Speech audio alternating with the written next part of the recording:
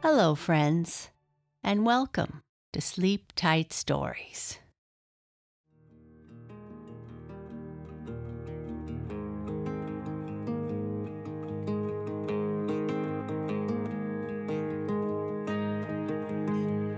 Today we are going to start a story about a leaping goat called Lightfoot. He got his name from the way he jumps. Lightfoot is a young goat who wants to go up onto the rocks and eat the tender grass that the older goats are eating. He gets up there, but finds out that the older goats don't want the young ones eating their sweet grass.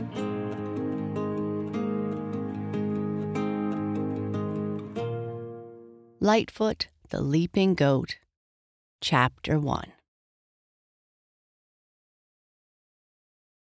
Lightfoot stamped his hoofs on the hard rocks, shook his horns, wiggled the little bunch of whiskers that hung beneath his chin, and called to another goat who was not far away. "I'm going up on the high rocks." "Oh, you better not," said Blackie. "If you go up there, you may slip and fall down here and hurt yourself, or some of the big goats may chase you back." "Well, if they do, I'll jump down again," went on Lightfoot as he stood on his hind legs. "You can't jump that far," said Blackie, looking up toward the high rocks which were far above the heads of herself and Lightfoot. Lightfoot and Blackie were two goats, and they lived with several others on the rocky hillside at the edge of a big city. Lightfoot and Blackie, with 4 other goats, were owned by the widow Mrs. Maloney. She and her son Mike had a small shanty on the ground in the shadow of the big rocks. The reason they kept most of the goats was for the milk they gave. For some goats, like cows, can be milked, and many people like goat's milk better than the cow's kind, which your milkman might bring to your door every morning, or which is brought to the house from the stable or the lot where the cows are milked if you live in the country. "You can never jump down that far if the big goats chase you away when you get on top of the high rocks," went on Blackie as she looked up. "Well, maybe I can't do it all in one jump," Lightfoot said slowly, "but I can come down in 2 or 3 jumps if the big goats chase me away. Anyhow, maybe they won't chase me." "Oh, yes, they will," bleated Blackie in the animal talk which the goats used among themselves. They could understand a little man talk, but not much. But they could talk and think among themselves. "The big goats will never let you come up where they are," went on Blackie, who was called that because she was nearly all black. "Why won't the big goats let me go up there?" asked Lightfoot. "I know it is nicer up there than down here, for I have heard Grandfather Bumper, the oldest of all us goats, tell how far he can see from the top of the rocks. And nice, sweet grass grows up there. I'd like some of that. The grass here is nearly all dried up and gone." Lightfoot saw, off to one side, a tomato can, and he hurried toward it. Sometimes these cans had paper pasted on them, and the goats liked to eat the paper, for it had a sweet taste, and the paste with which it was fastened to the can was even sweeter. "That's just the reason the big goats don't want you to go up where they are," said Blackie as Lightfoot came back, looking as disappointed as a goat can look, for there was no paper on the can. Someone had eaten it off. The big goats want to save the sweet grass on the high rocks for themselves. Some of the best milk goats are there, and they have to eat lots of grass to make milk. "Well, I'm going up anyhow," said Lightfoot. "At least, I'm going to try. If they drive me back down, I'll get down all right. I'm getting to be a pretty good jumper, see?" He gave a little run and leaped lightly over a big rock not far from the shanty of the widow Maloney. "Oh, that was a fine jump," exclaimed Blackie. "I'll never be able to jump as far as you, but I wouldn't go up there if I were you." "Yes, I shall," declared Lightfoot, as he shook his horns again and started to climb the rocks. He was very fond of having his own way. Lightfoot did not remember much about the time when he was a very, very small goat. He could dimly recall that he had once lived in a green, grassy field with other goats, and then, one day, that he had been taken for a long ride in a wagon. He went to a number of places, finally reaching the home of the widow Maloney and her son Mike, who was a tall, strong lad with a happy, laughing face covered with freckles. And on his head was the reddest hair you ever saw. Lightfoot soon made himself at home among the other goats Mrs. Maloney kept. At first, these goats said very little to him, but one day, when he was but a small kid, as little goats are called, he surprised the other animals among the rocks by giving a big jump to get away from a dog that ran after him. "That goat will be a fine jumper," said Grandpa Bumper, who was called that because he could bump so hard with his horns and head that all the other goats were afraid of him. "Yes, he'll be a great jumper," went on the oldest goat of them all. "I think I shall name him Lightfoot, for he comes down so lightly and so easily after he makes his leap." And so Lightfoot was named. As far as he knew, there were none of the other goats who were any relation to him. He was a stranger among them, but they soon became friendly with him. Among the 6 goats owned by the widow Maloney, there were only 2 who were of any relation. These were Mr. and Mrs. Sharphorn, as we will call them, though of course goats don't call each other husband and wife. They have other names that mean the same thing. But though he had no brothers or sisters or father or mother that he knew, Lightfoot was not unhappy. There was Blackie, with whom he played and frisked about the rocks, and Grandpa Bumper, when he had had a good meal of the sweet grass that grew on top of the rocks, with perhaps some sweet paste paper from the outside of a tomato can to finish off, would tell stories of his early life. And he would tell of other goats in far-off mountains, some of them nearly as big as cows, with great curved horns on their heads. Lightfoot loved to listen to these stories. There was not much for the goats to do at the home of the widow Maloney. They had no work to do except to jump around on the rocks and to eat when they were hungry and could find anything they liked, though some of the goats were milked. There was more milk than the widow and her son could use, so they used to sell some to their neighbors who did not keep goats. But many others besides Mike and his mother kept goats, for all the neighbors of the Maloneys lived among the rocks on the edge of the big city.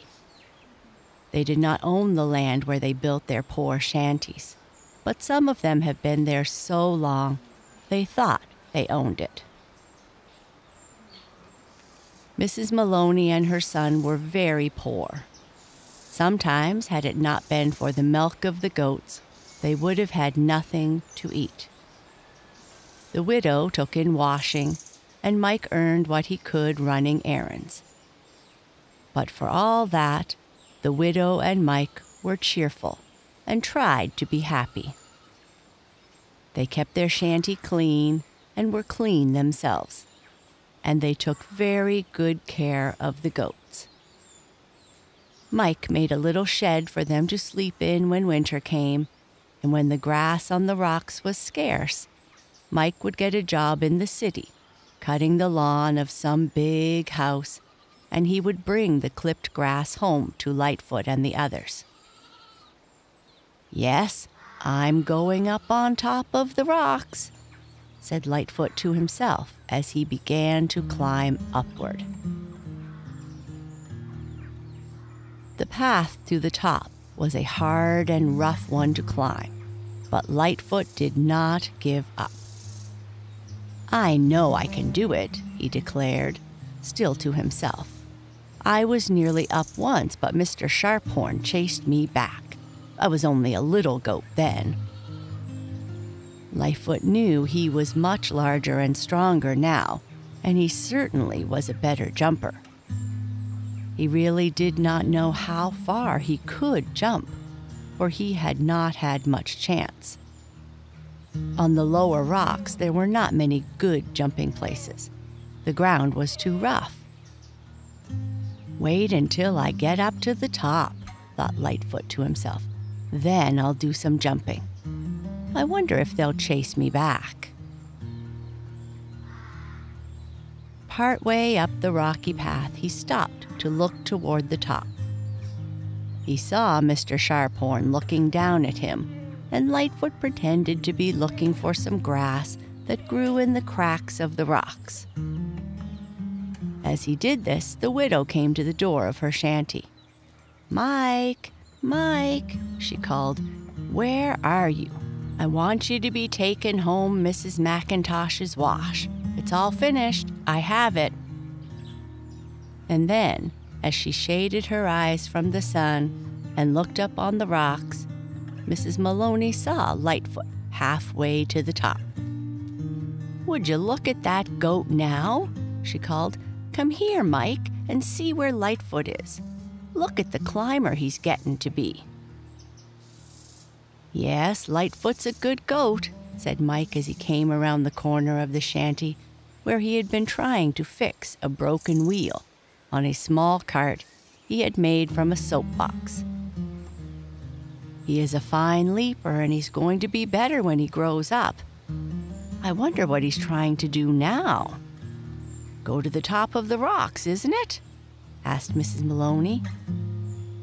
"If he does, the Sharphorns or old Bumper will send him down quick enough," laughed Mike. "They don't want the small nannies and billies eating the top grass. You'd better come back, Lightfoot," he called to the climbing goat. But if Lightfoot heard or understood, he gave no sign. "I'd like to stay and see what happens when he gets to the top," laughed Mike, running his fingers through his red hair. "You've no time," called his mother. "Be off with this wash now like a good boy. Sure, it's the money from it I'll be needin' to get meat for Sunday dinner. Off with you now." "All right, Mother, just as soon as I fix the wheel on my cart." While Mike went back to fix his wagon so he could take home the basket of clean clothes, Lightfoot, the leaping goat, once more began scrambling up the rocks toward the top. Mr. Sharphorn, who had looked over the edge to see the smaller goat climbing up, had moved back to eat some more grass, and he forgot about Lightfoot. "Now none of them is looking, I'll get to the top," thought Lightfoot, "and when I do, I'll have some fun and get something good to eat. I want some long-stemmed grass. That at the foot of the rocks is dry and sour." On and on he climbed. Now and then he would stop to kick up his heels. He felt so fine. And again, he would push his horns against the hard rocks to see how strong his head and neck were getting. "Soon I'll be able to butt as well as Grandpa Bumper," thought Lightfoot.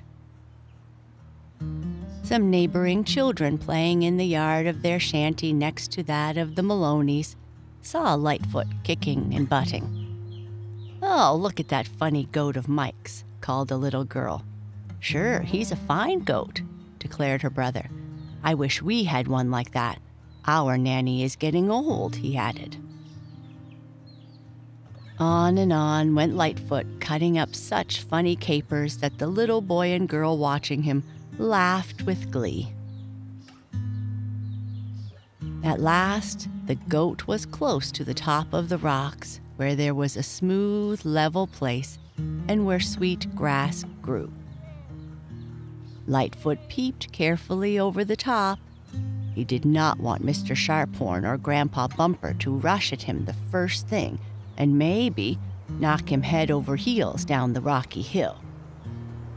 But, as it happened, all the other goats were away from the edge and did not see Lightfoot. Up he scrambled and began cropping the sweet grass. "Oh, this is fine," he cried.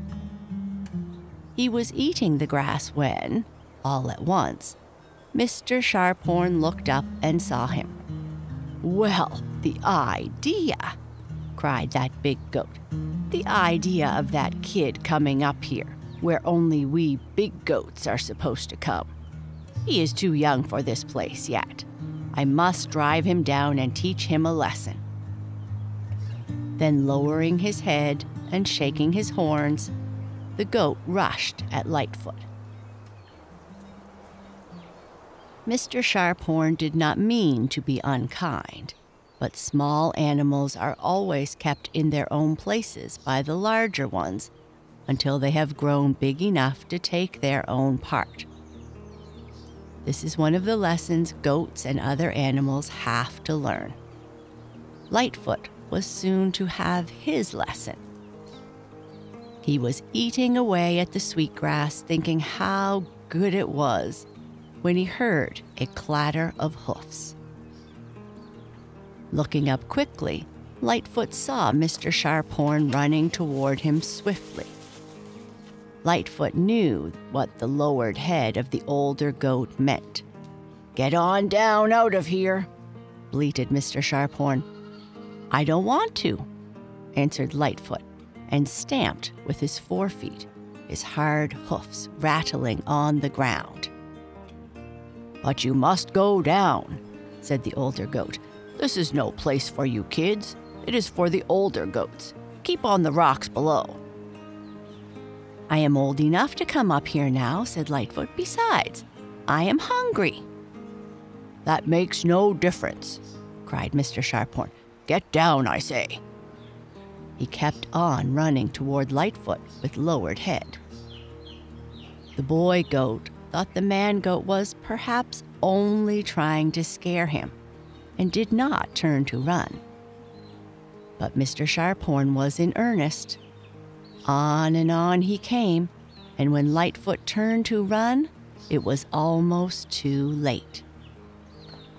However, he did turn, and he did run, for he did not like the idea of being butted with those long horns. Before him was the edge of the rocks, and then, when it was too late, Lightfoot saw that he had run to the wrong place on the edge. There was here no path down which he could scramble. The rock went straight down, and he must either stand still and be butted over the edge, or he must jump. He gave a bleating cry, and over the edge of the rocks he jumped.